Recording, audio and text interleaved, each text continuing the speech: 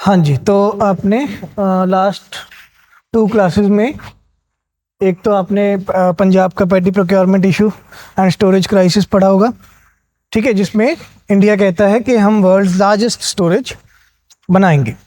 और एक आपने पढ़ा होगा एसयूस का रिपोर्ट, जिसमें विमेन जो लेबर फोर्स पार्टिसिपेशन रेट है वो तो इंक्रीज हो रहा है, but only in unincorporated sector, ठीक है, एंड जिसमें जो मेजर या प्राइमरली पोर्शन है that is under agriculture sector, ठीक है, जो कि क्या कंट्रास्ट करेगा कि आप अनपेड वर्क में विमेन पार्टिसिपेशन देख रहे हैं, ठीक है। देन आपने कल स्टडी किया फॉर फूड वर्सेस फ्यूल, अच्छा टॉपिक है वो, उसका 99% चांस है मेंस में उसका सवाल आने का, ठीक है। या उसके जो प्रीलिम्स के पर्सपेक्टिव हैं, जैसे सर ने आपको बताया होगा कि क्या बाय प्रोडक्ट होते हैं शुगर केन के, या उनका कैसे प्रोसेसिंग होता है, ठीक है, या कौन कौन से मेजर यूजेस हैं उस बाय प्रोडक्ट की, वो प्रीलिम्स के पॉइंट ऑफ व्यू से। नहीं तो 99% चांस है कि ये फूड वर्सेस फ्यूल आपका क्वेश्चन पक्का मेंस में जाएगा, ठीक है। एंड और एक और पढ़ा था आपने वाइट रेवोल्यूशन 2.0, ऑल राइट, ठीक है। तो आज हम थोड़ा डेटा के साथ शुरुआत करेंगे, ठीक है, डेटा ऑफ एग्रीकल्चरल एक्सपोर्ट्स, ठीक है। यहाँ पर आपको कोई भी question as such full fledge नहीं आएगा कि हाँ जी हमें कोई फुल फ्लेज क्वेश्चन बता दीजिए कि क्या डेटा है, या आपको डेटा एज सच याद रखना है। आपको क्वेश्चन जो आएगा स्टेटमेंट बनी होगी कि from the last 5 years agricultural exports are showing an increasing trend, ठीक है, या फिर स्टेटमेंट आ सकता है कि agricultural imports are showing an decreasing trend. तो क्या ये स्टेटमेंट ट्रू है या फॉल्स है, कुछ इस तरीके से, ठीक है। तो ये डेटा मैंने इंडिया और पंजाब के लास्ट इकोनॉमिक सर्वे से लिया, तो इसमें कुछ डेटा को कोट करेंगे। लास्ट 10 years का डेटा है, फ्रॉम 2013-14 टू 2023-24, ठीक है, for the whole past decade हमारे पास ये डेटा है। तो इसमें सबसे पहले हम लिखेंगे value of agricultural exports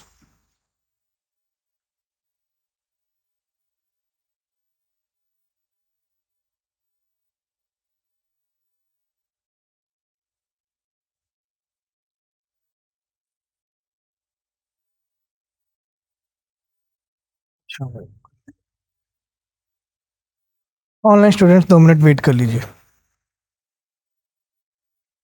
okay, so value of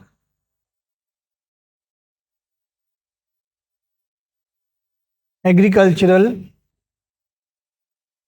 exports, आप क्या कीजिए, एक टेबल बना लीजिए, ठीक है, कुछ इस तरीके से, फॉर 2013-14 एंड 2023-24, ठीक है। ओवरऑल वैल्यू की बात करेंगे, देन हम क्रॉप स्पेसिफिक बात करेंगे, वीट का, कॉटन का, हॉर्टिकल्चर प्रोडक्ट्स का, ठीक है, या फिर पल्सेस का, ऑयल सीड्स का, कुछ इस तरीके से, ठीक है। 2 मिनट वेट कर लेते हैं, ये इशू रिजॉल्व हो जाए। कोई क्वेश्चन, कोई डाउट? लास्ट वीक जो हमने सारे करंट अफेयर्स किए, या उनके बेसिस पे जो आपको इस बार एमसीक्यू भी आए होंगे टेस्ट में, पढ़ लिए थे? पढ़ लिए थे, कवर कर लिए थे? ओके, ठीक है, ठीक है। कौन सा? थोड़ा बहुत तो मैं थोड़ा बहुत मैं कुछ इस तरीके का पॉइंट, क्वेश्चन सारे रिलेटेड थे, ऐसा नहीं है कि कोई आउट ऑफ जो हमने पढ़ा उसके कुछ एडिशनल कुछ एक्स्ट्रा टॉपिक था, ठीक है। हाँ, थोड़ा बहुत आपको थोड़ा सर्च करना पड़ा, अगर से एक एपेडा का मैंने क्वेश्चन पुट अप किया था, ठीक है। तो वो आपको थोड़ा देखना पड़ेगा, ठीक है। ऐसा नहीं है कि मैं कहूँगा कि जी मैंने फुल फ्लेज आपको पढ़ाया है, कुछ एक टॉपिक मैं जानबूझ के छोड़ता हूँ, ठीक है, so that you can also get a room for your own improvement, ठीक। ओके, कल हमारा agriculture related current affairs complete हो जाएंगे, ठीक है, may be half an hour तक ही कंप्लीट हो जाएंगे, और उसके बाद फिर हम स्टार्ट करेंगे labour related current affair and कुछ ऐसे टॉपिक्स जो कि इकोनॉमी में वैसे मिसलेनियस छोड़े जाते हैं बट प्रीलिम्स में बहुत ज़्यादा फोकस इनका रहता है, ठीक है। फॉर एग्जांपल गवर्नमेंट ने कोई पर्टिकुलर इंफ्रास्ट्रक्चर को लेके करंट अफेयर लिखा कि national highway authority of India ने कोई बॉन्ड्स डेवलप किए हैं, कोई डिबेंचर्स डेवलप किए हैं, कुछ इस तरीके का पोर्शन, ठीक है। वो मैक्सिमम आई गेस 2 लेक्चर लेगा। देन आफ्टर दैट फिर हम बैंकिंग के करंट अफेयर्स पढ़ेंगे, ठीक है। 2018 और 2021 वाला अगर हम प्रीलिम्स निकाल के देखते हैं तो 2018 में बैंकिंग से हमें 5 क्वेश्चन बने करंट अफेयर्स के, और 2021 में बैंकिंग से स्टैटिक और करंट अफेयर दोनों मिला के अराउंड 12 क्वेश्चन बने, ठीक। तो बहुत ज़्यादा मेजर एक पोर्शन बैंकिंग को मिला। वो इसलिए मिला 2021 में बिकॉज 2020 में आरबीआई बहुत ज़्यादा एक्टिव था कोविड के दौरान इन्फ्लेशन और मॉनेटरी बेस को कंट्रोल करने के लिए, तो थोड़े ज़्यादा पॉइंट्स उस टाइम चल रहे थे, ठीक है। इस बार एग्रीकल्चर के इसीलिए ये 7-8 लेक्चर चले गए कि एग्रीकल्चर में थोड़ा ज़्यादा, बहुत ही ज़्यादा उन्होंने स्कीम्स और हमें डेवलपमेंट्स मिले, ठीक है।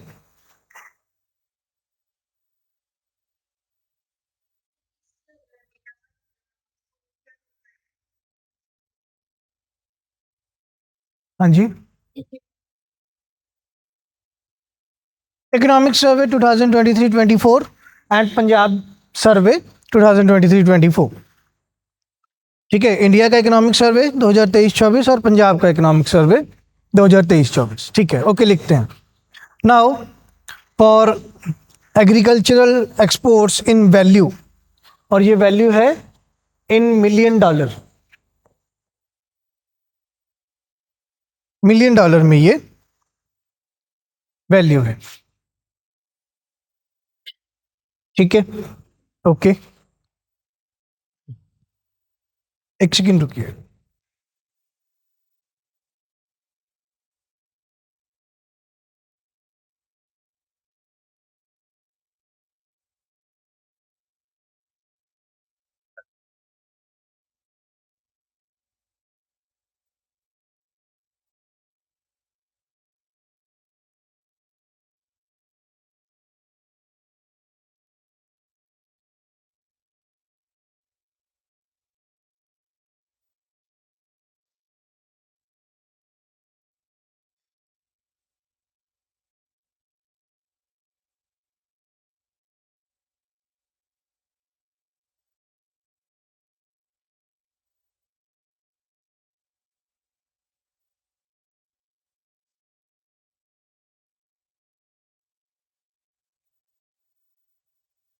Yes, online students. Am I audible now? Okay. All set. So, आज हम कर रहे हैं डेटा ऑफ एग्रीकल्चर एक्सपोर्ट से स्टार्टिंग, जिसमें 2023 इंडिया का इकोनॉमिक सर्वे और 2023-24 पंजाब का economic survey. As such data नहीं याद करना, अगर आप याद करते हैं आंसर में कोट करके आते हैं इन मेंस, ठीक है, तो सब्सटेंशिएट कर देंगे कि हाँ जी कि इंडिया के इकोनॉमिक सर्वे या पंजाब के इकोनॉमिक सर्वे से हमने ये डेटा कोट किया है। डेटा कोटेशन के ज़्यादा मार्क्स मिलते हैं, ठीक है। तो अगर याद कर लोगे तो वो बेनिफिशियल रहेगा, बट अगर नहीं डेटा याद होता कि सर इतना ज़्यादा टर्म्स हमें समझ लिए, अब इतना डेटा कौन याद करे, अगर नहीं याद होता, ठीक है, तो फिर चाहे आप मेंस के आंसर में भी ट्रेंड लिखाओ कि फ्रॉम द पास्ट डेकेड ये ट्रेंड चल रहा है according to economic survey, alright, ठीक है। सो एक चार्ट बना लीजिए ऐसे, जिसमें value of agricultural exports in $1 million 2013-14 का एंड 2023-24 का, ठीक है। तो वैल्यू ऑफ एग्रीकल्चर एक्सपोर्ट्स था इन 2013-14 $47 मिलियन, 47 नहीं sorry 41 sorry $41 million, and during these 10 years it increased to $48 million.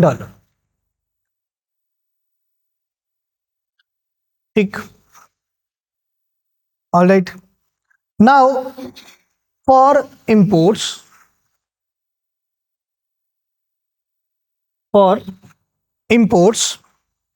imports was $19 million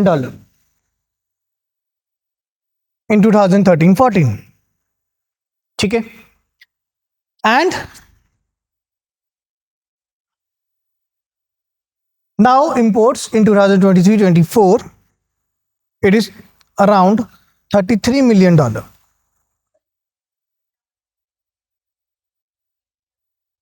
नहीं, ये होल इंडिया का डेटा है. ठीक है.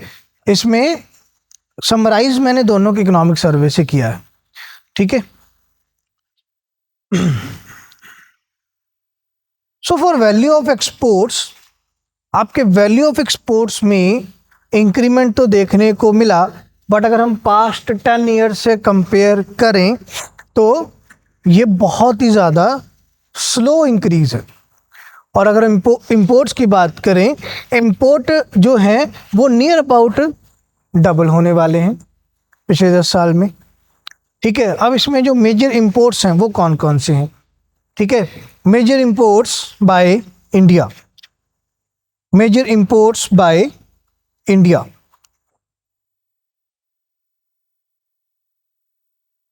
First of all vegetable oils,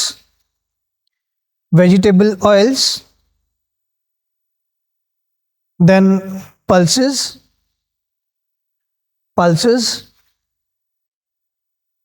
then fruits,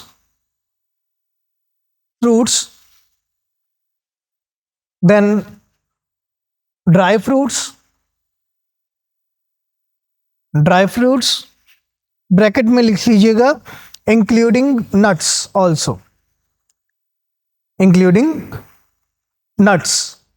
also, and fifth one spices. ठीक है. So these are 5 major components of imports related to agriculture sector within India. And what are the 5 major export items जो India agriculture से related export items provide कर रहा है? ठीक है. इसमें first of all marine products, MARINE, marine products. Then basmati rice, then non-basmati rice,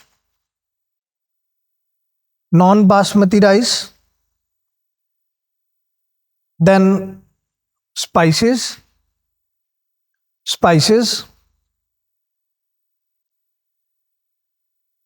and fifth one meat.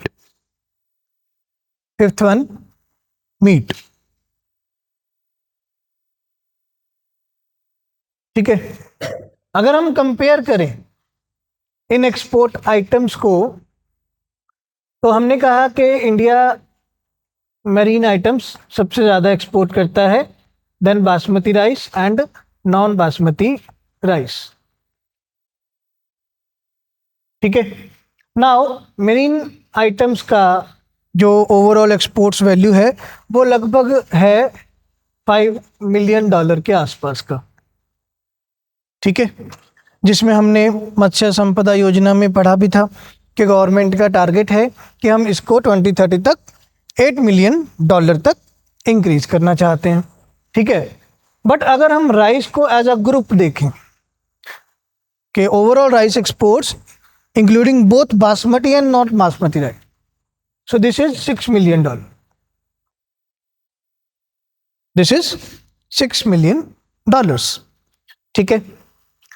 Then है spices and meet. ठीक है. नाउ मेरीन आइटम्स को हम रॉ फॉर्म में भी एक्सपोर्ट कर रहे हैं और प्रोसेस्ड फॉर्म में भी एक्सपोर्ट कर रहे हैं. ठीक है. स्पाइसेस टोटली प्रोसेस्ड फॉर्म में एक्सपोर्ट हो रहे हैं. Meat items again both processed form में और रॉ फॉर्म में एक्सपोर्ट हो रहा है. बट पॉइंट यहाँ क्या है कि इनमें कहीं भी क्रॉप्स नहीं आए वो जो इंडिया में हम ज़्यादातर ग्रो कर रहे हैं. सिर्फ एक क्रॉप आ गया राइस. वीट का जो रैंक है, वीट हम कितना एक्सपोर्ट करते हैं, $2 million के आसपास. ठीक है. बट ये क्यों कम लग रहा है? Because it is in amount. Quantity wise ये सबसे ऊपर जाएगा. अगर हम जब एक्सपोर्ट्स की क्वांटिटी वाइज चेक करेंगे ना तो वीट फिर फर्स्ट रैंक पे आ जाएगा. ठीक है. बट इन वैल्यू में मेरीन प्रोडक्ट्स ज़्यादा हो जाते हैं. ठीक है. सिंपल सी बात है, एक वीट 1 किलो 20 रुपये दी. ठीक है. मच्छी 1 किलो 400-500 रुपये दी. सिंपली तो वैल्यू में मेरीन आइटम्स का जो एक्सपोर्ट्स का शेयर है वो ज़्यादा है. तो हम ये वे फॉरवर्ड या सजेशन में भी लिख सकते हैं कि अगर वैल्यू की ही गेम है कि हम कितना एक्सपोर्ट कर रहे हैं या कितना इंपोर्ट कर रहे हैं, ठीक है, तो गवर्नमेंट अच्छे टारगेट सेट कर रही है कि गवर्नमेंट कहते हैं हम मैरीन के एक्सपोर्ट को $8 million तक लेके जाना चाहते हैं. ठीक है. अगर गवर्नमेंट यहाँ वीट का टारगेट सेट करे कि हम वीट के टारगेट को 2 मिलियन से 5 मिलियन तक लेके जाना चाहते हैं. ठीक है. और इंडिया ही सबसे लार्जेस्ट वीट कंज्यूमिंग नेशन है और किसी कंट्रीज़ में वीट का जो कंजम्पशन है in the form of floor वो बहुत ज़्यादा कम है. तो डिमांड आएगी तब बेचेंगे. जिस चीज़ की डिमांड है उन्हीं को बेचते हैं. राइट. तो इस तरीके से हमें ये डेटा में से कुछ इंफॉर्मेशन एक्सट्रैक्ट करना है. देन ड्यूरिंग कोविड लिख लीजिए. In the year of Covid, that is 2020-21, during the year of COVID, that is 2020-21, our exports and imports are almost equal. Our exports and imports are almost equal for agricultural items. For agricultural items, that is $21 million. That is $21 million. ठीक है. तो Covid time period में 2020-21 में exports और imports में decline आया. ठीक है. सॉरी, एक्सपोर्ट्स में डिक्लाइन आया, इंपोर्ट्स तो इंक्रीज कर ही रहे हैं. ठीक है. बट एक्सपोर्ट्स में इतना ज़्यादा डिक्लाइन आया कि वो ऑलमोस्ट इंपोर्ट्स के बराबर ही रहा. ठीक है. अगर हम थॉरोली बात करें तो एक्सपोर्ट से $21.9 मिलियन और इंपोर्ट से $20.7 मिलियन, तो ऑलमोस्ट इक्वली चला. ठीक है. नाउ पॉइंट यहाँ क्या है कि इंडिया ने जो एक्सपोर्ट्स किए इन 2020 या 21 वो इतने बेनिफिशियल नहीं साबित हुए, बिकॉज इनमें से जो मेजर एक्सपोर्ट्स हैं वो थे जो हमने एक्सटर्नल असिस्टेंस के रूप में प्रोवाइड किए. ठीक है. We have provided wheat to UK, we have provided wheat to Indonesia, Malaysia, Singapore, Switzerland, बहुत सारे कंट्रीज़ को हमने असिस्टेंस के रूप में वीट प्रोवाइड किया. ठीक है. एंड असिस्टेंस के रूप में ही हमने उस 2021 में जो मेजर प्रोडक्ट हमने इंपोर्ट किया, again that is vegetable oils, वो भी हमें फिर कंसेशनल प्राइजेस पे मिला. ठीक है. All right. ठीक. तो ये डेटा आपको याद करना है. ठीक है. अब नाउ अगर हम पोस्ट कोविड टाइम पीरियड की बात करें तो पोस्ट कोविड में हमने कहा exports $21.9 million, imports is $21.7 million. ठीक है. अब इसको हम अगर कंपेयर करें इन वैल्यूज के साथ तो कोविड के बाद आपके एक्सपोर्ट्स बहुत जल्दी से रिवाइव हो गए। एक्सपोर्ट्स आपके जो कि 21.9 मिलियन डॉलर पे गिर गए थे कोविड टाइम पीरियड में, वो अगले 4 ही साल में बहुत अच्छे रिवाइव कर गए, 48 मिलियन डॉलर पर बढ़िया पहुंच गए। ठीक है, but the concern is your imports. ठीक है, तो अब जो इसमें मेजर इंपोर्ट है दैट इज वेजिटेबल ऑयल्स, तो इससे रिलेटेड एक करंट अब हम पढ़ेंगे।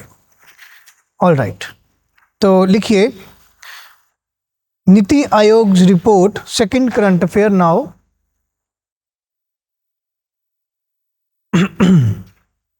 NITI Aayog report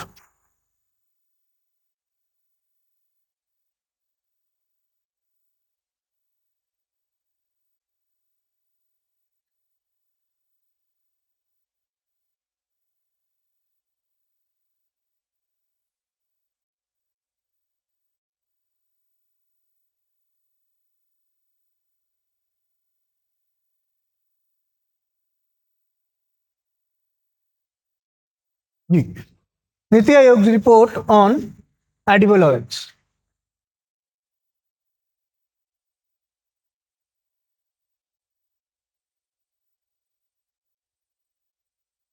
NITI Aayog report on edible oils.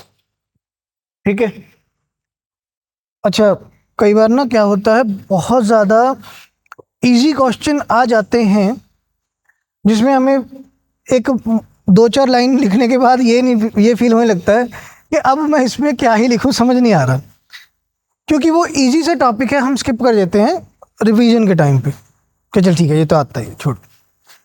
ठीक है, अब से फॉर एग्जांपल नीति आयोग को इस साल बने हुए 10 साल हो गए जी। ठीक है, तो पीपीएससी वालों को लगे या यूपीएससी वालों को लगे कि एनिवर्सरी क्वेश्चन डाल देते हैं कि difference between planning commission and NITI Aayog, या explain the working of NITI Aayog पिछले 10 साल को साथ में ध्यान में रखते हुए, या illustrate the working differentiation of NITI Aayog from planning commission, कुछ इस तरीके से अगर क्वेश्चन बना देते हैं। ठीक है, तो अगर आपको याद हो हमने क्लास में पढ़ा था कि नीति आयोग का जो एक मेन फंक्शन है दैट इज थिंक टैंक। ठीक है, प्लस फॉर्मुलेशन ऑफ रिपोर्ट्स, जो कि इसे डिफरेंशिएट करता है प्लानिंग कमीशन से। प्लानिंग कमीशन थिंक टैंक तो था, प्लस साथ में वो रिपोर्ट्स नहीं बनाता था, प्लानिंग कमीशन बनाता था पॉलिसीज। ठीक, प्लानिंग कमीशन ने एक पॉलिसी बनानी जिसका नाम है 5 ईयर प्लान। ठीक है, उसमें उसने बता देना कि जी 5 साल में इस तरीके से वर्किंग होगी, और वो सेंट्रलाइज्ड बॉडी थी। उसने सेंट्रल गवर्नमेंट को बता दिया 5 साल में ये काम करना है, सेंट्रल गवर्नमेंट ने एज इट इज़ वो चीज़ें स्टेट गवर्नमेंट या लोकल बॉडीज़ को बता दी कि भाई ये इम्प्लीमेंट करना है। ठीक है, अब यहाँ पर हमने कहा कि पॉलिसीज़ बनाने का काम नीति आयोग का नहीं रहा, ये क्या करता है, रिपोर्ट्स प्रिपेयर करता है। रिपोर्ट्स में ये सजेशंस या रिकमेंडेशन प्रोवाइड करता है।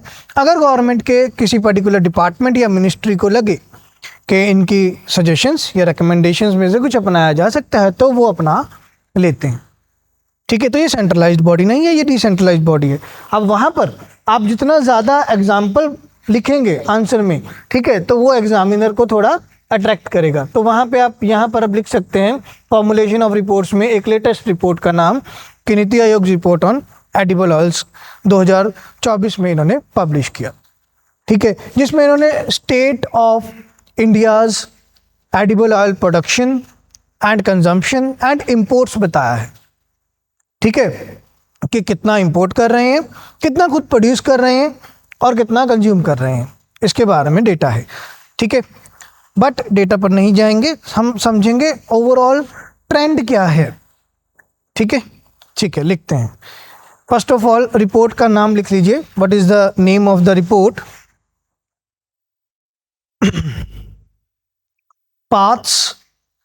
paths and strategies, PATHS, paths and strategies for edible oils for edible oils growth paths and strategies for edible oil growth for making India आत्मनिर्भर, मेकिंग इंडिया आत्मनिर्भर। ठीक है, जब हमने बजट सेशन वाली क्लास की थी उसमें भी हमने पढ़ा कि government national mission on oil seeds launch कर रहे हैं इस बजट में भी, और ये 2023-24 से ही चल रहा है। ठीक है, बस वो उस टाइम पे मिशन मोड में नहीं था। 2023-24 में पॉइंट आया था कि आत्मनिर्भर पैकेज फॉर ऑयल सीड्स। 2024-25 में सेम उसे कंटिन्यू किया गया उस बजट में भी। इस साल के बजट में गवर्नमेंट कहते हैं हम इसे मिशन मोड में इम्प्लीमेंट करेंगे। मिशन मोड बताया था क्या था, जिसमें गवर्नमेंट ईयरली टारगेट सेट करते हुए चलते हैं। ठीक है, पैकेज प्रोग्राम में क्या है, सरकार ने बोल दिया जी कि 2030 तक ऐसा करना। ठीक है, या 2035 तक या 2047 में विकसित भारत बनाना है, कुछ इस तरीके का वो एक पैकेज प्रोग्राम है। ठीक है, मिशन मोड में गवर्नमेंट कहते हैं टारगेट बना के चलेंगे हर ईयर के लिए, फिर देखेंगे कि क्या अच्छा हुआ, क्या बढ़िया हुआ और क्या डिस्क्रिपेंसीज आई हैं जिनको दूर करना पड़ेगा। ठीक है, तो 2025-26 में सरकार कहते कि हमने national mission on oil seeds launch किया है। ठीक है, तो ये भी हम याद रखेंगे। बट जो रिपोर्ट का नाम है, रिपोर्ट का क्या नाम है, paths and strategies for edible oils growth for making India आत्मनिर्भर। ठीक है, चलिए तो इसमें कुछ पॉइंट्स लिखते हैं। Global edible oils, global edible oils market, global edible oils market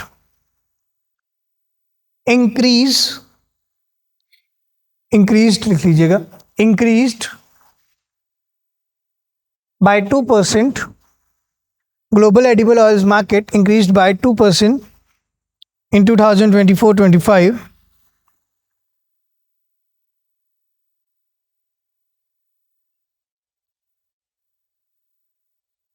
ticket बंद कीजिए।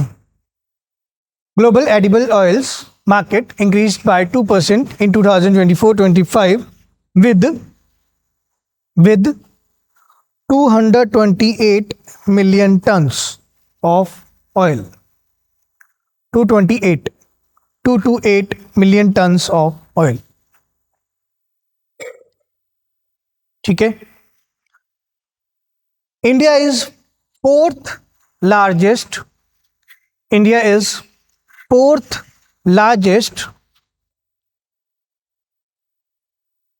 oil producing country.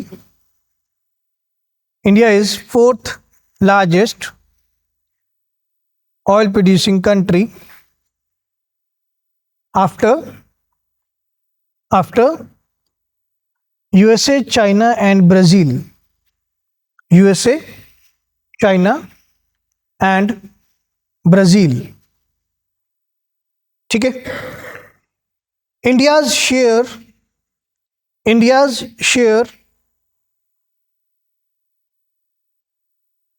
in global market, India's share in global market accounts for 15 to 20%, 15 to 20, 15 से 20% of global oil seeds area, of global oil seeds area, comma 6 to 7% of global vegetable oil production, 6 to 7% of global vegetable oil production, but 9 to 10% of global consumption, 9 to 10% of global consumption. ठीक है, तो India के पास पूरे globe में 15 से 20% area available है जहां आप ऑयल सीड्स का प्रोडक्शन कर सकते हैं, बट जो इंडिया का ओवरऑल शेयर है in global production that's to date only 6 to 7%, but the share of consumption in global market is at 9 to 10%।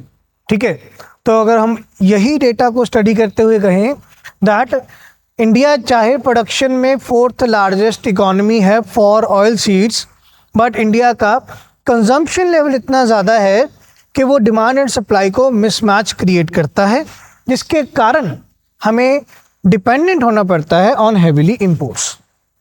ठीक है, तो ये डेटा अगर ऐसा क्वेश्चन आ जाता है कि हाँ जी इंडिया का इंपोर्ट बिल बहुत ज़्यादा है in terms of oil seeds या in terms of vegetable oils, ठीक है, या से फॉर एग्जांपल क्वेश्चन कुछ इस तरीके से फ्रेम कर रहा है एग्जामिनर के despite decreasing current account deficit from last decade there is an import bill, yeah, there is an alarming import bill of oil seeds in India। ठीक है, comment on the present India's oil seeds production या oil seeds consumption situation। तो 10 mark का मान लो ये question बना दिया कि चाहे पिछले 10 साल से करंट अकाउंट डेफिसिट कम हो रहा है ओवरऑल, बट एक अलार्मिंग इंपोर्ट बिल जो धीरे धीरे बढ़ रहा है इंपोर्ट ऑफ वेजिटेबल ऑयल्स के लिए, तो इसके बारे में कुछ कमेंट करो। ठीक है, तो आप इंट्रोडक्शन में वो सेम कॉपी मत करना लाइन कि हाँ जी करंट अकाउंट डेफिसिट कम हो रहा है पर इंपोर्ट बिल बढ़ रहा है ऑयल सीड्स का, वहाँ पर ये डेटा कोट कर सकते हैं। ठीक है, that yes because India's share of consumption is 9 to 10% in comparison to the production of 6 to 7% globally, then India has to be dependent upon imports, जिसके कारण हैवीली इंपोर्ट्स करने पड़ते हैं। ठीक है, देन फिर हम आगे आंसर को बढ़ाएंगे। ठीक है, ऑल राइट, आगे लिखते हैं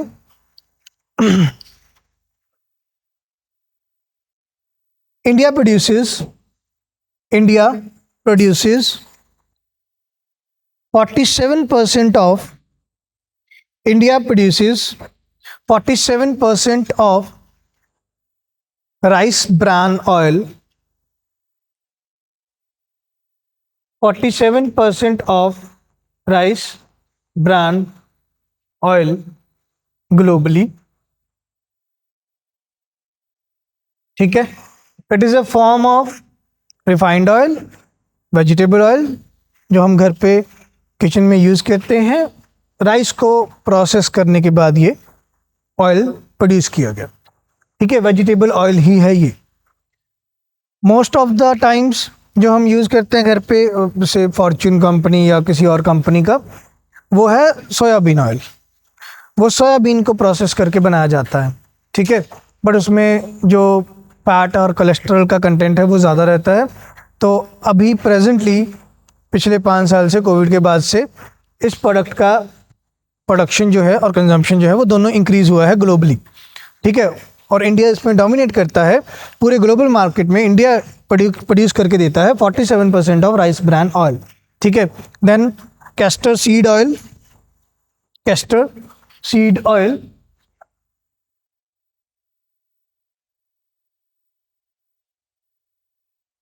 सीड ऑयल में इंडिया नंबर 1 पे है प्रोडक्शन में, जिसमें इंडिया का जो प्रोडक्शन कैपेसिटी है 88% of global market, 88% of global market India produces castor oil.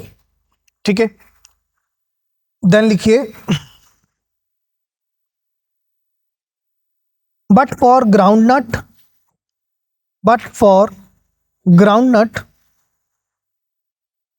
India only provides less than 20% of the production but for groundnut, India only provides less than 20% of production. ठीक है, तो groundnut या sunflower oil या soybean oil जो ज़्यादातर हम consume करते हैं, उसमें इंडिया का प्रोडक्शन रैंक जो है वो कम है। ठीक है, राइस ब्रान ऑयल में, कैस्टर ऑयल में इंडिया का पोटेंशियल है। ठीक है, देन प्रीलिम्स के पॉइंट ऑफ व्यू से अगर क्वेश्चन आ जाए कि लार्जेस्ट प्रोड्यूसिंग स्टेट या लार्जेस्ट कंज्यूमिंग स्टेट, कुछ इस तरीके का, तो वहाँ लिखेंगे in production level, in production level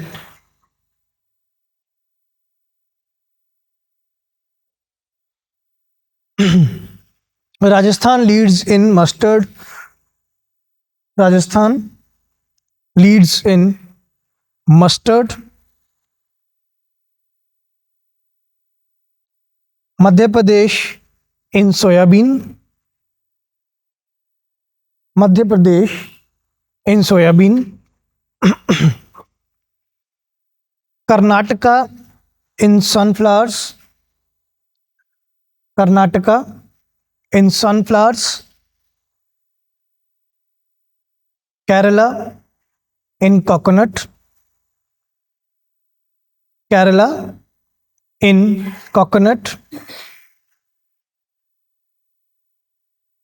and UP and West Bengal, Uttar Pradesh and West Bengal leads in rice oil, rice oil, rice bran oil। ठीक है, अगर स्टेट वाइज कुछ प्रीलिम्स के पॉइंट ऑफ व्यू से आपको सवाल आ जाए या मैच द कॉलम का क्वेश्चन आ जाए, ऑयल सीड्स स्टेट्स। ठीक, ओके, देन लिखते हैं the overall production, the overall production of oil seeds, the overall production of oil seeds in India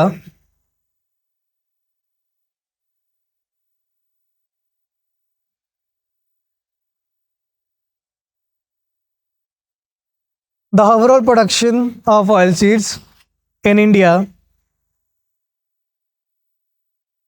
is highest in, the overall production of oil seeds in India is highest in Madhya Pradesh, Madhya Pradesh। ठीक है, alright, now for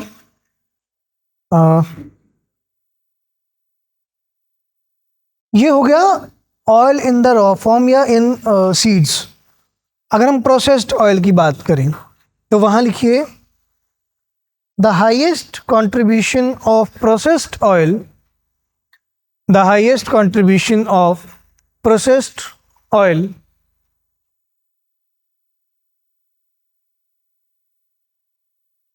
is provided by Andhra Pradesh, is provided by Andhra Pradesh, that is 87%, that is 87%। ठीक है, bracket में लिख लीजिएगा primarily palm oil, bracket में लिख लीजिएगा प्रोसेस्ड, हाँ ठीक है, बट प्राइमरीली इसमें पाम ऑयल है। ठीक है जी, ठीक है, सो ये कुछ डेटा हम याद रखेंगे। देन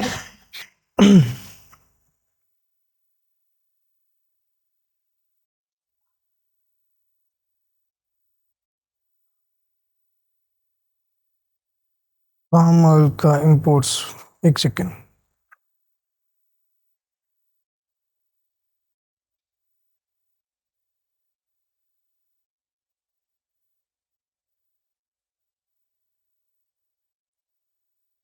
$1 मिलियन के करीब,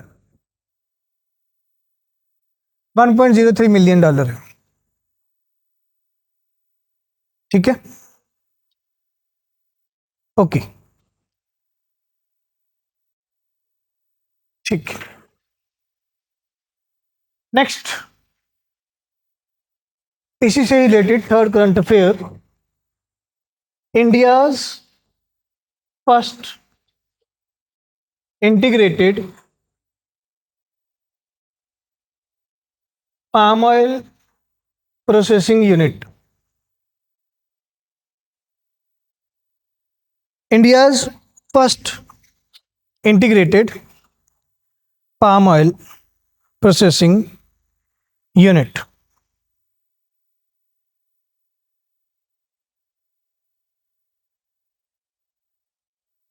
आज के लिए third current affair, India first integrated palm oil processing unit. ठीक है, इसमें लिखिए under national mission on edible oils, under national mission on edible oils,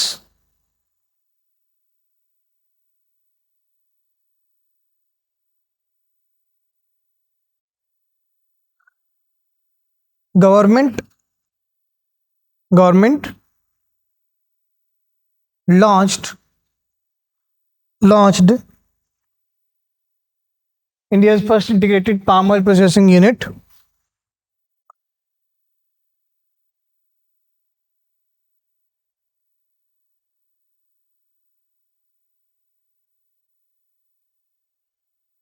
in Andhra Pradesh.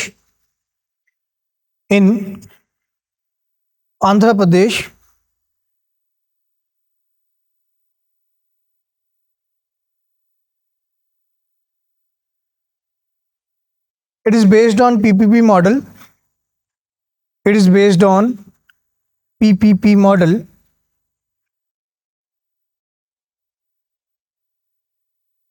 It is based on PPP model. और जिस company के साथ government ने tie up किया है 3F पाम ऑयल के नाम से कंपनी है। ठीक है, इनके साथ गवर्नमेंट ने टाई अप किया है for this integrated palm oil unit. अब ये integrated palm oil processing unit है क्या चीज़? गवर्नमेंट कहते कि कुछ ज़्यादा साइंटिफिक मैनर में हम ऑयल सीड्स का प्रोडक्शन करेंगे and that too HYV oil seeds जो कि क्लाइमेट रिजिलिएंट होंगी। ठीक है, हमने पढ़ा था कि बजट में भी गवर्नमेंट कहते हैं कि हम HYV और क्लाइमेट रिजिलिएंट सीड्स प्रोड्यूस करेंगे। तो उन्हीं ग्राउंड्स पर गवर्नमेंट कहते जो अब हमने HYV seeds climate resilient cropping के लिए प्रोड्यूस किए हैं उनके प्रोसेसिंग के लिए एक इंटीग्रेटेड मैनर में ऑयल पाम यूनिट हमने प्रोड्यूस लॉन्च किया। ठीक है, अब इसमें होगा क्या, गवर्नमेंट कहते हैं दो साइंटिफिक टेक्निक्स हम यूज़ करेंगे, जिसमें फर्स्ट साइंटिफिक टेक्निक क्या है, seed replacement rate. Seed replacement rate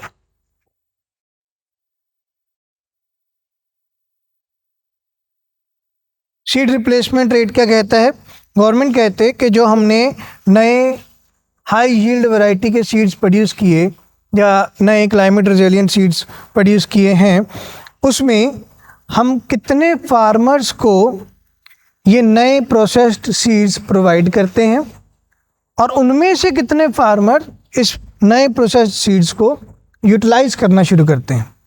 ठीक है, तो मीनिंग क्या है सीड रिप्लेसमेंट रेट का? इसका मीनिंग लिख लीजिए, the percentage of total crop area sown, the percentage of total crop area sown, SOWN, the percentage of total crop area sown with certified quality seeds sorry, the percentage of total crop area sown with certified quality seeds as opposed to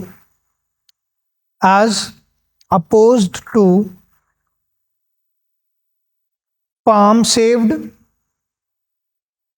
farm saved, FARM, farm saved, SAVED, farm saved और traditional seeds, और traditional seeds. ठीक है, तो government कहते पूरे India में अगर से 100 फार्मर्स हैं, वो 100 फार्मर्स पहले या तो ट्रेडिशनल सीड्स से ऑयल सीड्स प्रोड्यूस कर रहे हैं, ठीक है, या फार्म सेव्ड, मतलब उन्होंने से सनफ्लावर प्रोड्यूस किया, सनफ्लावर प्रोड्यूस करके सनफ्लावर के सीड्स को बचा के रखा, उससे उन्होंने ऑयल सीड्स का प्रोडक्शन किया, तो वो farm saved traditional oil seeds. अब उन 100 फार्मर में से गवर्नमेंट कितनों को सर्टिफाइड क्वालिटी सीड्स प्रोवाइड करते हैं, और उनमें से कितनों ने ट्रेडिशनल सीड्स को रिप्लेस करके सर्टिफाइड सीड्स से यूटिलाइज करना शुरू किया। ठीक है, that is seed replacement rate. तो गवर्नमेंट कहते हैं इस प्रोसेसिंग यूनिट में हमने सीड रिप्लेसमेंट रेट को इंक्रीज करना है। ठीक है, और सेकंड टेक्निक जो इस यूनिट में गवर्नमेंट लॉन्च करना चाहते हैं, varietal replacement rate, varietal replacement rate.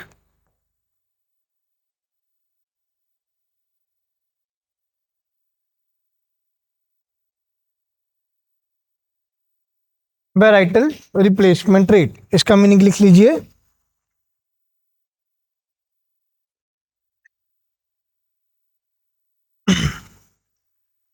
The percentage of total crop area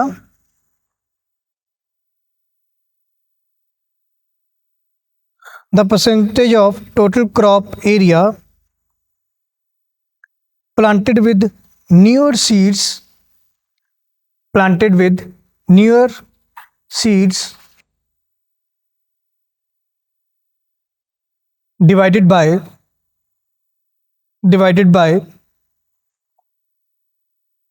percentage of total crop area under traditional seeds।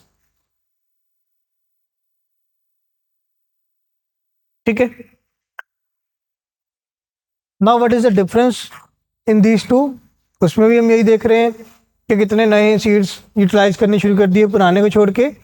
इसमें भी हम देख रहे हैं कि कितने नए सीड्स को रिप्लेस किया हमने यूटिलाइज किया पुराने सीड्स को रिप्लेस करते हुए।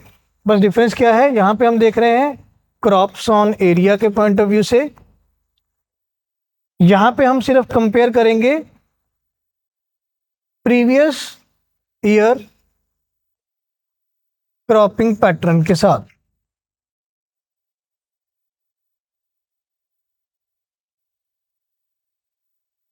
सीड रिप्लेसमेंट रेट में हमने जो परसेंटेज चेक करना है वो सिर्फ चेक करना है प्रीवियस ईयर के क्रॉपिंग पैटर्न को देखते हुए। ठीक है, वैराइटल रिप्लेसमेंट रेट में हमने ओवरऑल क्रॉप्स ऑन एरिया देखना है कि कितना क्रॉप्स ऑन एरिया है अंडर न्यूअर क्रॉप्स और कितना क्रॉप्स ऑन एरिया है अंडर ट्रेडिशनल क्रॉप्स सिंपली। ठीक है, कि अगर 100 एकर्स ऑफ लैंड अवेलेबल है इंडिया में फॉर ऑयल सीड्स प्रोडक्शन, तो उसमें गवर्नमेंट कहते से 60 एकड़ area is still under traditional seeds varieties and 40 एकड़ area is under newer seed varieties. ठीक है, तो ये रेशो बनेगा वेराइटल रिप्लेसमेंट रेट का। ठीक है, तो गवर्नमेंट कहते कि हम इस तरीके से चेक करेंगे कि हमने ज़्यादा बढ़िया क्वालिटी के सीड्स को कितनी जल्दी इंडिया में फार्मर्स को यूटिलाइज करने के लिए परसू किया, पहली बात। दूसरा, अब ये जो इंटीग्रेटेड प्रोसेसिंग यूनिट है, इसमें जैसे ही रॉ फॉर्म में ऑयल सीड्स इस प्रोसेसिंग यूनिट में पहुंच गए, उसके बाद अप टू अनटिल मार्केटिंग जितने भी प्रोसेस हैं इसी यूनिट में किए जाएंगे। पहले क्या था, से फॉर एग्जांपल हमारे पास एक फैक्ट्री है जहाँ पे से सनफ्लावर के सीड्स पहुँचे, उन्होंने सनफ्लावर सीड से सनफ्लावर ऑयल को प्रोसेस करके ऑयल एक्सट्रैक्ट कर लिया, फिर वो किसी मार्केटिंग कंपनी के पास पहुँचे जिन्होंने उसको पैकेजिंग किया और मार्केट किया, फिर वो किसी एक्सपोर्ट कंपनी के पास पहुँचे जिन्होंने उसको एक्सपोर्ट किया। ठीक है, तो जितने ज़्यादा प्रोसेसेस ऐड होते जाएंगे उसमें हर कोई बिजनेसमैन अपना अपना मार्जिन पुट इन करता रहेगा, जिससे overall price for the final consumer बहुत ज़्यादा इंक्रीज हो जाता है। इसलिए गवर्नमेंट कहते हैं कि हम एक ही इंटीग्रेटेड प्रोसेसिंग यूनिट बनाएंगे जिसमें बहुत सारे अलग अलग प्रोसेसेस के दौरान बहुत सारे प्राइजेस या कॉस्ट ऐड ना हो जाएं, तो फाइनल कंज्यूमर को भी ये चीप रेट पर ऑयल प्रोवाइड किया जा सके। क्लियर? ठीक है, alright. So this is for first integrated palm oil processing unit. Then fourth current affair for today, e-Kisan उपज निधि। ई-किसान उपज निधि।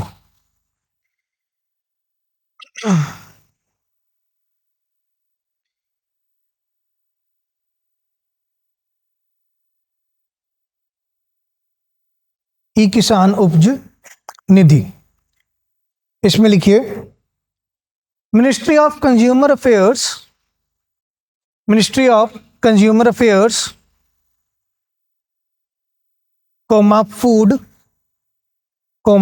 Food and PDS. ठीक है, तो एक ही मिनिस्ट्री है जो तीन अलग अलग एक्टिविटीज संभाल रही है, कंज्यूमर अफेयर्स का, फूड का एंड पब्लिक डिस्ट्रीब्यूशन का। ठीक है, तो ministry of consumer affairs, food and public distribution system launched e-Kisan Upaj Nidhi, launched e-Kisan Upaj Nidhi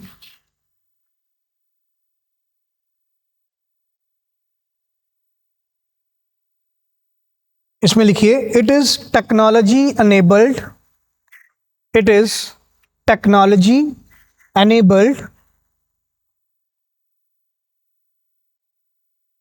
electronic marketing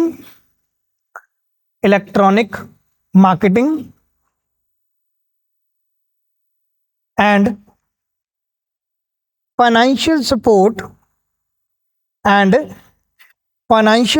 support provider platform,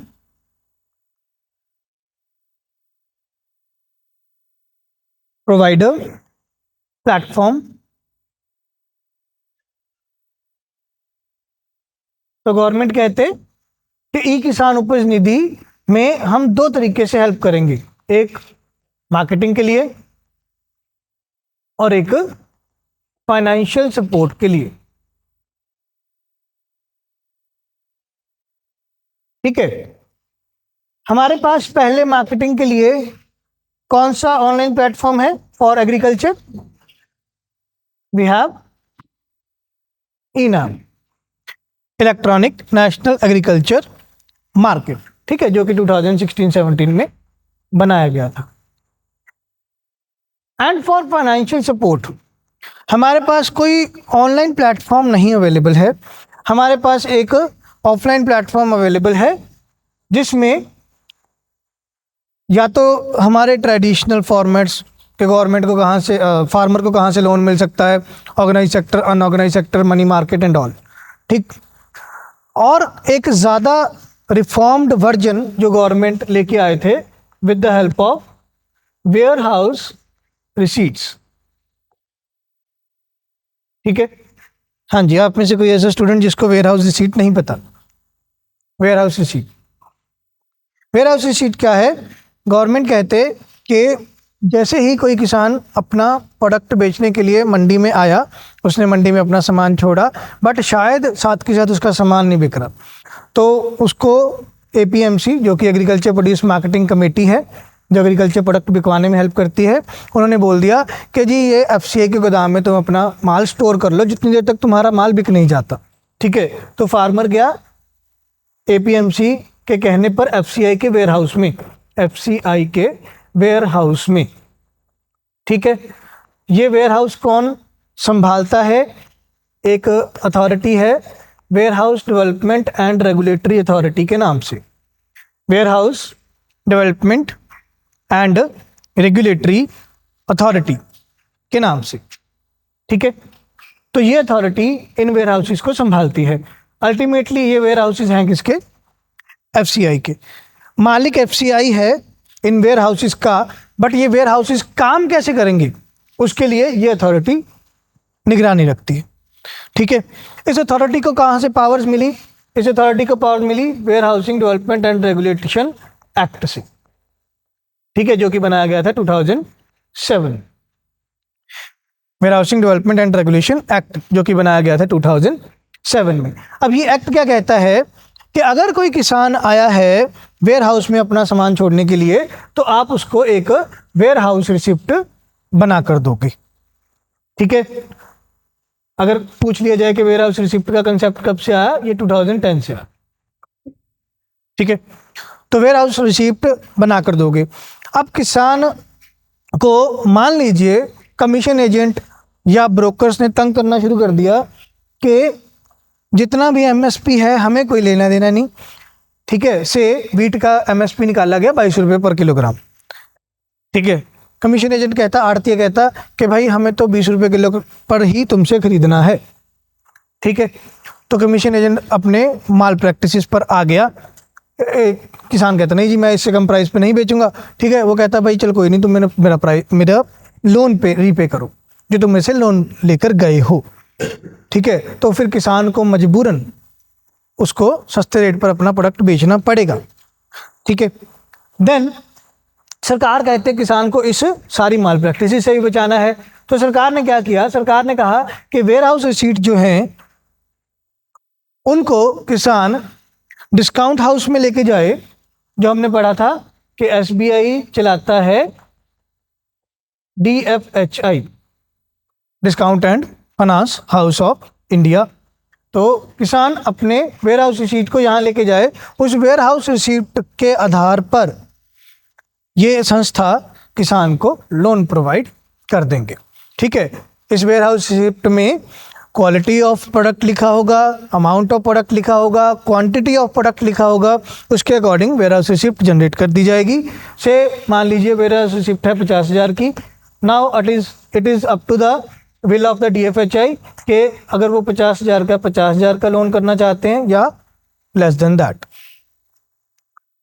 ठीक है, so this is the whole basic idea behind warehouse receipt. अब warehouse receipt को भी online form में launch करने के लिए government ने बना दिया ई किसान उपज निधि।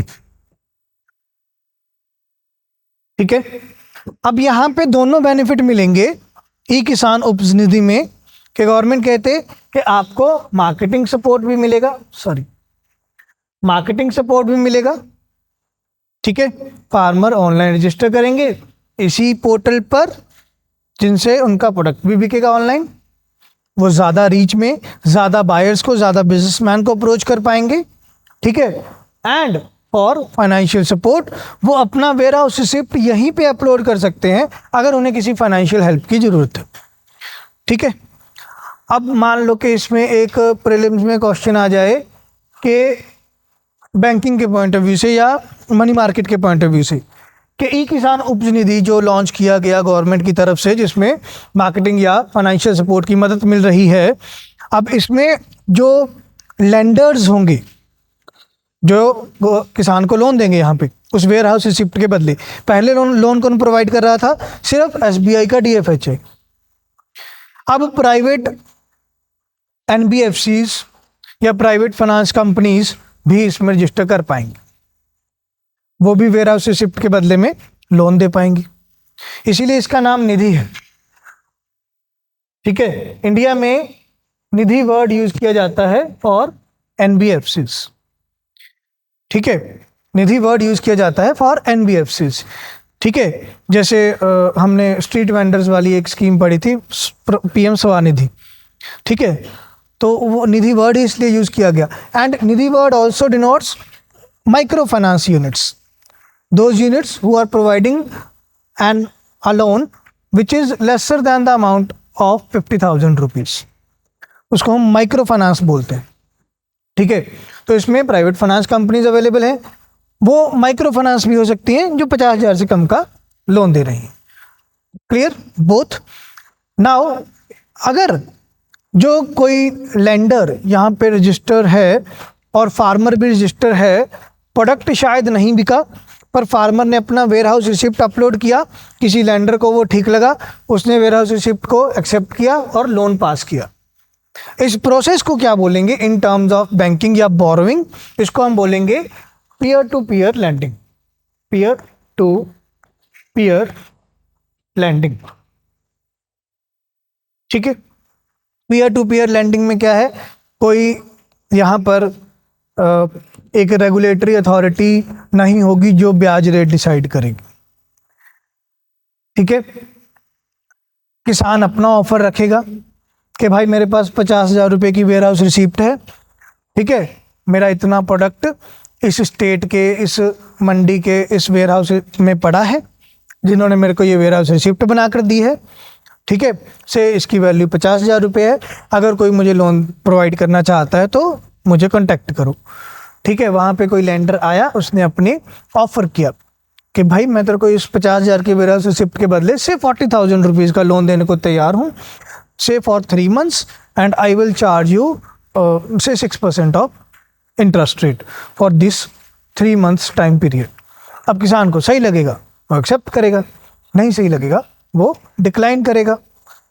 कोई रेगुलेटरी अथॉरिटी नहीं है जो इसमें ब्याज रेट रेगुलेट कर रही है, इसीलिए इसको हम बोलते हैं पीयर टू पीयर लैंडिंग, ठीक है। अगर नहीं एक्सेप्टेबल तो किसान पुल आउट कर लेगा अपनी डील को। डन। क्या चीज?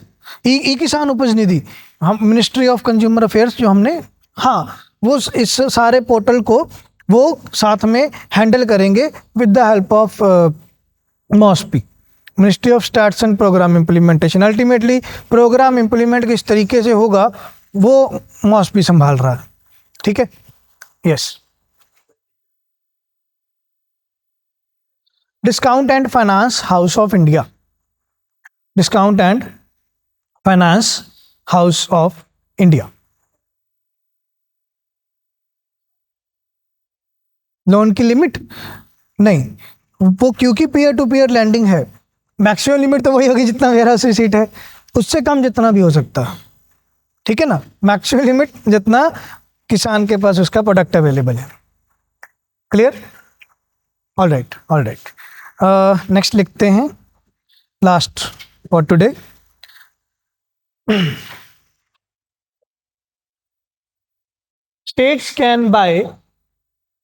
States can buy rice directly from FCI.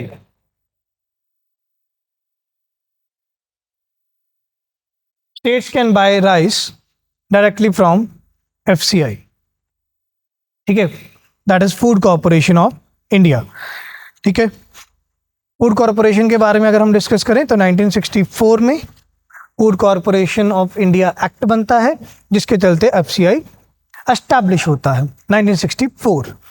अब जब एफसीआई बनाया गया, एफसीआई जब बनाया गया था इसका प्राइमरी पर्पस क्या था कि हमने गवर्नमेंट के बिहाफ पे प्रोक्योर करना है फूड ग्रेन्स को और उसको बफर स्टॉक में मेंटेन करना है, ठीक है। बफर स्टॉक में मेंटेन क्यों करना है? उसके दो पर्पस हैं। पहला पर्पस है कि कभी ज़िंदगी में इमरजेंसी हो गई, ड्रॉट आ गया, फ्लड आ गया, लड़ाई हो गई, तो इस बफर स्टॉक में से हम फूड ग्रेन्स को प्रोवाइड करेंगे, ठीक है। और सेकेंडरी पर्पस उन्होंने बना लिया कि जो मार्जिनल सेक्शन ऑफ सोसाइटी है, बिलो पॉवर्टी लाइन पीपल हैं, अगर वो मार्केट प्राइस पे फूड ग्रेन्स परचेज नहीं कर पाते तो गवर्नमेंट के बिहाफ पर हम पीडीएस सिस्टम चलाएंगे, पब्लिक डिस्ट्रीब्यूशन सिस्टम चलाएंगे, जिसमें हम कंसेशनल प्राइजेस पर प्रोवाइड करेंगे फूड ग्रेन्स को, इसलिए एफसीआई बनाया गया। अब एफसीआई जो कि एक सेंट्रल गवर्नमेंट की बॉडी है, उसने अगर कोई फूड ग्रेन्स प्रोक्योर किए, वो तो सेंट्रल गवर्नमेंट के बिहाफ पे प्रोक्योर किए, स्टेट गवर्नमेंट के बिहाफ पे प्रोक्योर नहीं किए। बट जो पीडीएस है उसको इम्प्लीमेंट करने के लिए सेंट्रल गवर्नमेंट को स्टेट गवर्नमेंट की मदद लेनी पड़ती है। यस, नाउ हर स्टेट गवर्नमेंट को बोला गया कि आप अपनी कोई फूड डिस्ट्रीब्यूशन अथॉरिटी बनाओ, ठीक है। से फॉर एग्जांपल पंजाब में जो फूड अथॉरिटी बनाई गई वो मार्कफेड के नाम से बनाई गई, ठीक है, पंजाब मार्केटिंग फेडरेशन जो पूरा उसका फुल फॉर्म है। ठीक है, Markfed that is marketing federation.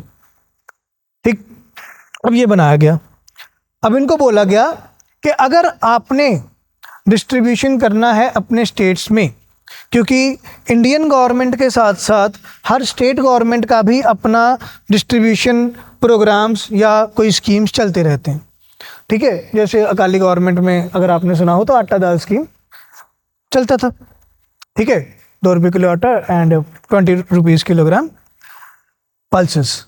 ठीक है, नाउ अगर स्टेट गवर्नमेंट भी डिस्ट्रीब्यूशन करना चाहते हैं तो स्टेट गवर्नमेंट को या तो वो खुद अपनी स्टेट मंडीज में से प्रोक्योर कर लें, बट मान लीजिए स्टेट मंडीज में प्रोक्योरमेंट करने के लिए गवर्नमेंट के लिए कम क्वांटिटी अवेलेबल है, बिकॉज से फार्मर्स ने प्राइवेट बिजनेसमैन को ज़्यादा अपना प्रोडक्ट बेच दिया।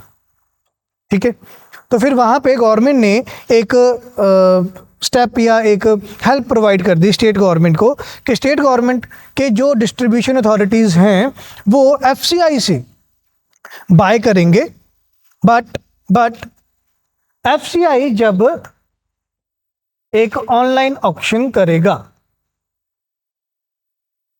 ठीक है, तो इस पॉइंट से पहले that states can buy rice directly from FCI, इस पॉइंट से पहले क्या चलता था कि स्टेट्स के जो मार्केटिंग फेडरेशन हैं वो एफसीआई से प्रोक्योर तो कर सकते हैं प्रोडक्ट, बट उन्हें एफसीआई द्वारा करवाई जाने वाली ऑनलाइन ऑक्शन में पार्टिसिपेट करना पड़ेगा। ठीक है, ऑक्शन होगा, ऑक्शन में बताया जाएगा कि किस स्टेट को कितने प्राइस पे कितना कितना प्रोडक्ट मिलेगा। अब गवर्नमेंट ने उसको ज़्यादा इजी करने के लिए हर स्टेट गवर्नमेंट को इस ऑक्शन में पार्टिसिपेट करना निकाल दिया कि now states do not have to participate in this auction, they can directly buy rice from FCI. ठीक है, नाउ जो प्राइस सेट किया जाएगा,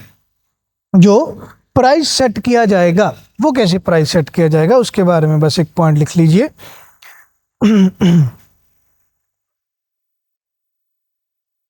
States can buy rice directly from FCI.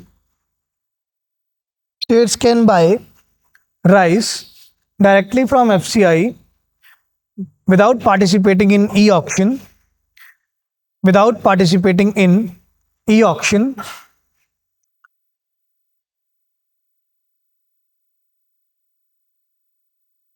Subject to the condition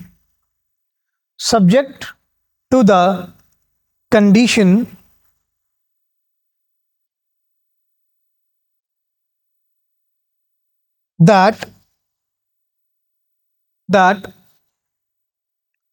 this requirement of rice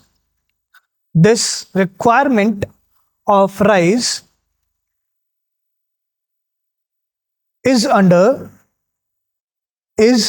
under या is for लिख लीजिए, under काट के, this requirement of rice is for implementation of प्रधानमंत्री गरीब कल्याण अन्न योजना। प्रधानमंत्री गरीब कल्याण अन्न योजना।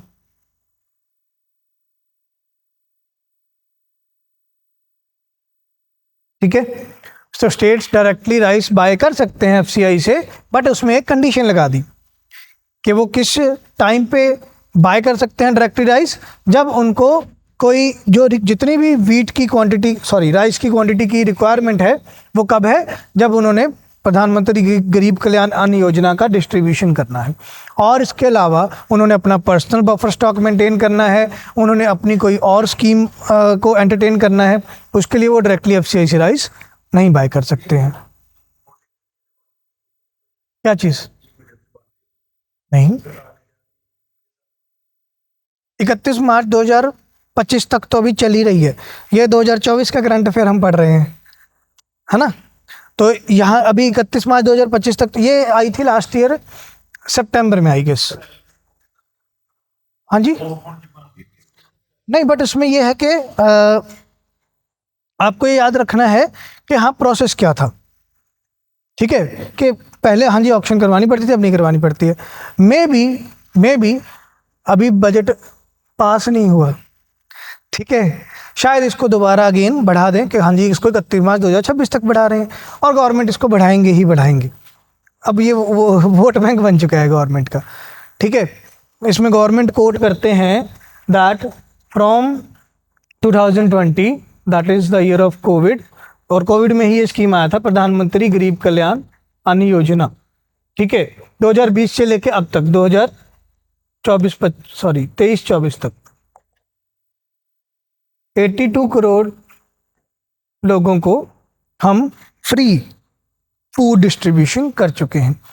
अब ये प्रधानमंत्री गरीब कल्याण अन्न योजना का डिस्ट्रीब्यूशन कैसे है, अगर आपको स्टेटमेंट में एक प्रीलिम्स में एक स्टेटमेंट आ जाए, हमने नेशनल फूड सिक्योरिटी एक्ट पढ़ा था, ये कब आया था? Yes, very good, 2013। इसमें हम कितना डिस्ट्रीब्यूशन कर रहे थे?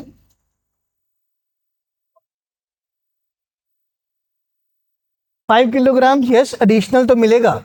इससे पहले कितना मिल रहा था टोटल? 30 किलोग्राम्स अंडर अंत्योदय अन्न योजना, एंड फॉर प्रधानमंत्री गरीब कल्याण अन्न योजना ये वाला जो आपको 35 किलोग्राम फूड ग्रेन मिलेगा, it is on concessional prices, ये मिलेगा कंसेशनल प्राइजेस पे, 1 रुपये किलो आटा, 2 रुपये किलो चावल, 3 रुपये किलो दाल, कुछ इस तरीके का, ठीक। प्रधानमंत्री गरीब कल्याण अन्न योजना का जो अमाउंट है, क्वांटिटी है, वो है 5 किलोग्राम्स ऑफ फूड ग्रेन्स पर house hold, 5 kilograms of food grains पर हाउस होल्ड, ये मिलेगा टोटली फ्री, ठीक है। तो अगर आपको डिस्ट्रीब्यूशन क्वांटिटी पूछी जाए कि गवर्नमेंट ओवरऑल कितना डिस्ट्रीब्यूशन प्रोवाइड कर रही है पर house hold, that is 40 kilograms, ठीक है। नेशनल फूड सिक्योरिटी एक्ट के अंडर कितना प्रोवाइड कर रही है? 35 किलोग्राम्स, ठीक है, क्योंकि ये अंत्योदय अन्न योजना जो है ये नेशनल फूड सिक्योरिटी एक्ट में मर्ज हो गई थी, तो नेशनल फूड सिक्योरिटी एक्ट में कितना प्रोवाइड कर रही है? 35 किलोग्राम्स। प्रेजेंटली टोटल कितना प्रोवाइड कर रही है? 40 किलोग्राम्स। बट अगर कंसेशनल प्राइस लिखा जाए तो अगेन हम लिखेंगे कंसेशनल प्राइस पे 35 किलोग्राम्स है, 5 किलोग्राम ये टोटली फ्री है, या तो government is providing 5 kilograms of free rice, free food grains under प्रधानमंत्री गरीब कल्याण अन्न योजना। मैक्सिमम गवर्नमेंट कहते हैं कि ये जो 30 किलोग्राम मिल रहा था अंत्योदय अन्न योजना वाला, ये मिल रहा था जो आपने कहा मैक्सिमम अंडर पर हाउस होल्ड, ठीक है। इसमें एडिशनल 5 किलोग्राम्स ऐड कर देंगे और below poverty line and ST communities,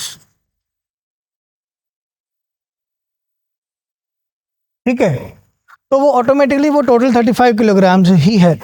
but अगर जो आपने कहा जो वो वाला पार्ट है फॉर ओवरऑल, अगर हम ये वाला एडिशनल 5 किलोग्राम्स निकाल देते हैं, ठीक है, कि per capita 5 kilograms up to 30 kilograms.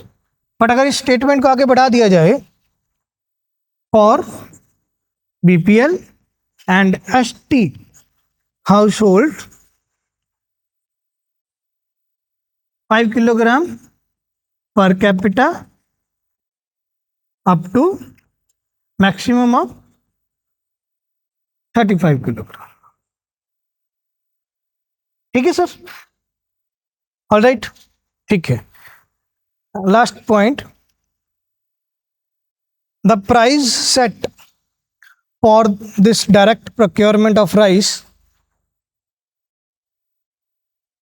the price set for this direct procurement of rice is at 2800 per quintal,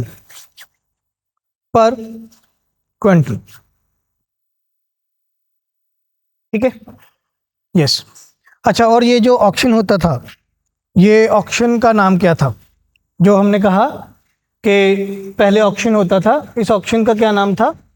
इस ऑक्शन का नाम था open market sale scheme of FCI. FCI की तरफ से ओपन मार्केट सेल स्कीम, ये scheme का नाम था, जहां पहले स्टेट गवर्नमेंट बाय तो कर सकते थे rice, but participating in the auction, ना उनको ऑक्शन में पार्टिसिपेट करने का जरूरत नहीं है।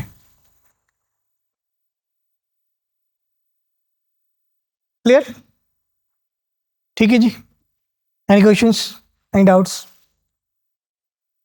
Done for the day? All right, thank you.